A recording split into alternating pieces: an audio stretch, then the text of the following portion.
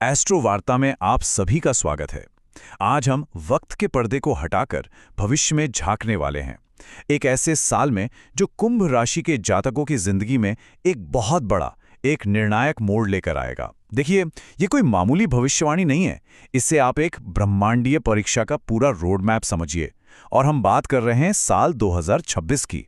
तो ये जो साल 2026 है ना, ये समझिए एक दोधारी तलवार जैसा है। एक तरफ जबरदस्त दबाव होगा, लेकिन दूसरी तरफ उतने ही गहरे मौके भी छिपे होंगे। ये वो वक्त है जब साढ़े साती अपनी आखिरी कसौटी पर कसेगी। ब्रह्मांड ये देखना चाहता है कि पिछले 7 सालों के सबक कितने पक्के हुए हैं। तो सवाल उठता है कि इस दबाव को आखिर समझा कैसे जाए। देखिए, इसे एक खतरे की तरह बिल्कुल मत देखिए। इसे एक फाइनल, एक निर्णायक इम्तिहान की तरह देखिए। एक ऐसा इम्तिहान जो आपके पर्सनल ग्रोथ और अंदरूनी ताकत के दरवाजे खोल देगा। असल में ये तो यूनिवर्स की तरफ से एक मौका है, खुद को और भी ज्यादा मजबूत बनाने का। तो 2026 की सबसे बड़ी ज्योतिषीय चुनौती है क्या? असल में ये 7.5 साल की एक बहुत लंबी यात्रा का आखिरी चैप्टर है। शनि का गोचर अब दूसरे भाव में हो रहा है, जिसे ज्योतिष में पाद शनि कहते हैं।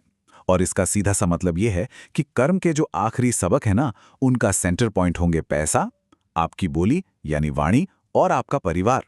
और जानते हैं, इस आखिरी दौर को एक बहुत ही रेयर सेलेस्टियल अलाइनमेंट, मतलब ग्रहों की एक खास चाल, और भी ज्यादा इंटेंस बना रही है।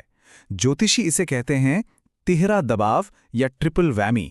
ऐसा इसलिए क्योंकि ये दबाव एक साथ 3 तरफ से आ रहा है। शनि, राहु और केतु तीनों मिलकर सेहत, पैसा और रिश्तों पर असर डाल रहे हैं।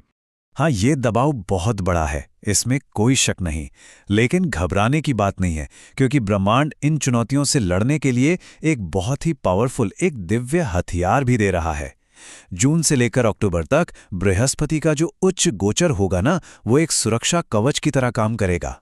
ये वो समय होगा जब कर्ज, बीमारियों और दुश्मनों पर जीत हासिल की जा सकती है। तो अब जब हमारे पास ये ब्रह्मांडीय सुरक्षा कवच है, तो सवाल ये है कि जिंदगी के अलग अलग एरिया में इस साल को कैसे हैंडल करना है। तो चलिए सबसे पहले बात करते हैं करियर और फाइनेंस की। देखिए, प्रोफेशनल लाइफ की बात करें तो 2026 कोई आसान जीतों का साल नहीं है। ये साल है स्ट्रैटेजी बनाकर टिके रहने का। राहु के असर की वजह से हो सकता है कि अधीरता या जल्दबाजी वाला व्यवहार ही सबसे बड़ी चुनौती बन जाए। लेकिन अच्छी खबर भी है, बृहस्पति का गोचर आपके कॉम्पिटिटर्स और ऑफिस पॉलिटिक्स पर जीत दिलाने में पूरी मदद करेगा। और पैसों के मामले में इस साल का बस एक ही मूल मंत्र है, डिसिप्लिन और सिंप्लिसिटी। शनि का प्रभाव कह रहा है कि अब आपको फाइनेंशियल मामलों में मैच्योरिटी दिखानी होगी। देखिए, राहु आपको रिस्की इन्वेस्टमेंट या रातों रात अमीर बनो वाली स्कीमों की तरफ खींचेगा, लेकिन मेरी सलाह है, इनसे सख्ती से दूर रहिएगा, वही समझदारी होगी। अब देखिए, जब करियर और पैसों का इतना तनाव होता है तो उसका सबसे ज्यादा असर कहाँ पड़ता है? बिल्कुल सही, सेहत पर।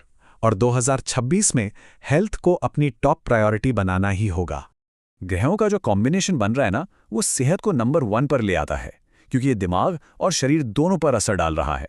जन्म राहु सीधी सीधी एंग्जाइटी, कंफ्यूजन या अजीब से डर पैदा कर सकता है।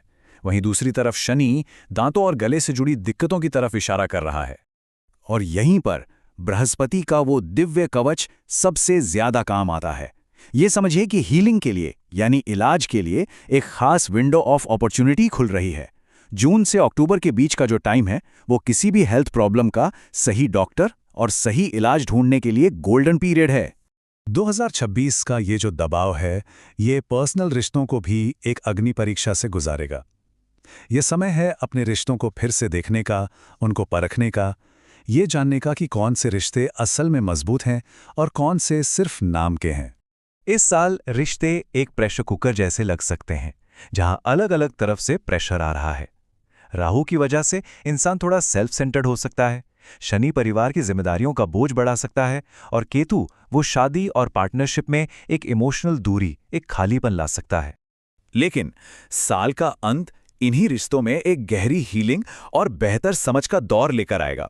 खास तौर पर 31 अक्टूबर के बाद जब बृहस्पति 7वें घर में आएगा ना, तो वो रिश्तों पर एक आध्यात्मिक मरहम की तरह काम करेगा।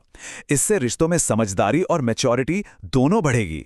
तो सबसे बड़ा सवाल यही है, इन सभी ब्रह्मांडीय अवतार चढ़ावों के बीच रास्ता कैसे निकाला जाए? इसे एक्टिवली नेविगेट कैसे किया जाए। तो चलिए इस फाइनल एग्जाम को समझदारी और ग्रेस के साथ पास करने के लिए ये रही एक प्रैक्टिकल गाइड। अगर इन आसान से नियमों को ध्यान में रखा जाए तो ये सफ़र काफ़ी हद तक आसान हो सकता है। इस सफर में और मदद के लिए हमारा प्राचीन वैदिक ज्ञान ग्रहों की एनर्जी को बैलेंस करने के लिए कुछ खास उपाय भी बताता है। ये बहुत ही आसान उपाय हैं, लेकिन अगर इन्हें रोज किया जाए तो ये मुश्किलों के खिलाफ एक मजबूत ढाल का काम कर सकते हैं। जैसे शनि के असर को बैलेंस करने के लिए रोज हनुमान चालीसा का पाठ, ये एक प्राइमरी कवच है।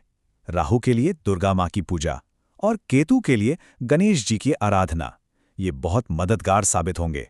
इसके अलावा अच्छी कॉस्मिक वाइब्रेशंस के साथ जुड़ने के लिए कुछ लकी एलिमेंट्स का भी इस्तेमाल किया जा सकता है।